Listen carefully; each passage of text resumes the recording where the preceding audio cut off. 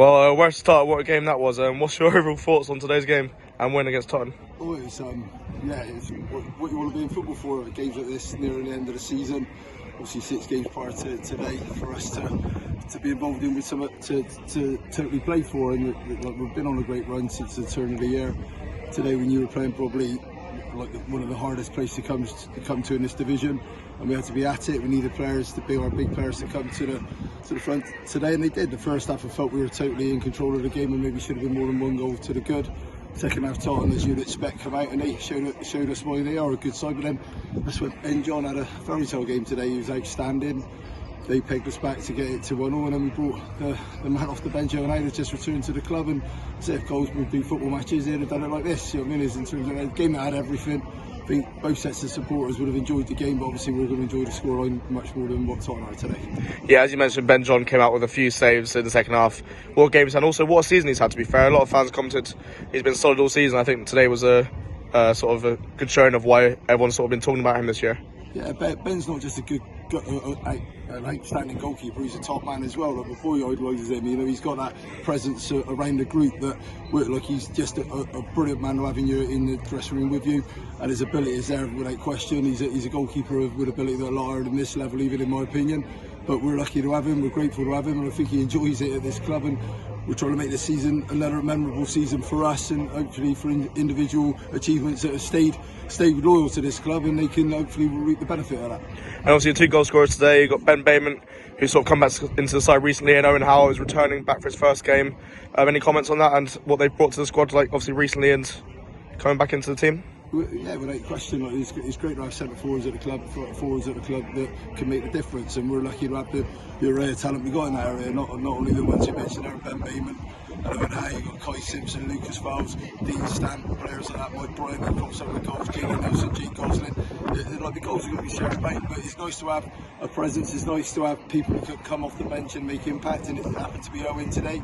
It could be Lucas next week, or it could be like people like you will roll the dice, freshen things up, and no one's wrestling on our laurels. But we know that we got to play this season right to the bitter end, because there's a lot to play for, and it's probably like one of the most exciting divisions in the country. There's sort of 7 sides that need to go into 5, and we're very much involved in that fight, and we're hoping to be in a position where we can get this club into the next league by the end of this season. And talking about the running now, we've got 5 games left, and the fans keep on coming and keep on supporting all over the southwest. Any comment on that today, sports day, and overall the season as it's growing? I've commented before that these fans are brilliant, mate, and like I say, they've supported the club through like every situation, every emotion this season.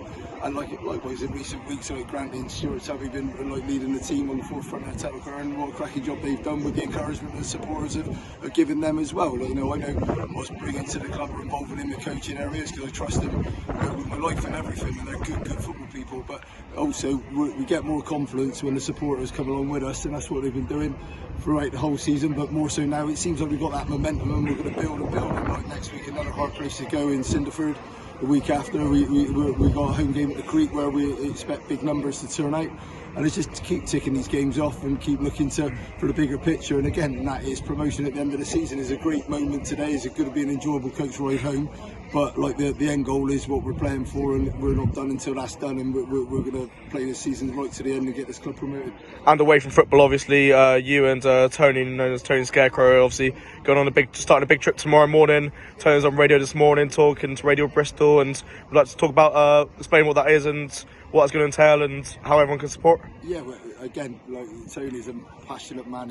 He's another great Bristol Manor Farm person, but he's a great person in the whole world at FX, in that the current situation obviously then need me to explain that what's going on in the world, which isn't right. But we're taking a trip from Bristol Manor Farm tomorrow to go right to the Polish border to take items that have been donated by the Bristol area, but the whole country of England's been great in terms of support for Ukraine. But we're going across there. We're going to probably take us a couple of days to get there and a couple of days to get back. So I'm going to have a week in the the company of Tony the Scarecrow. We know he's a loud, excitable man, but he's a joy to be in good company with, and I think it's going to be eye-opener journey for me this week. I think it's going to be a life experience that'll never be forgotten in more ways than one, and something that hopefully we're going to do our percentage of good through that situation, and like collectively, hopefully, like everything will play out in the right way, and common sense and start to happen in like what's going on there, and hopefully peace will come like sooner rather than later. And obviously, you're heading off tomorrow morning. What time can everyone come down the farm to see you off tomorrow morning? Yeah, we're leaving the creek at 9 o'clock in the morning to go head towards Dover to get on the crossing to Dunkirk.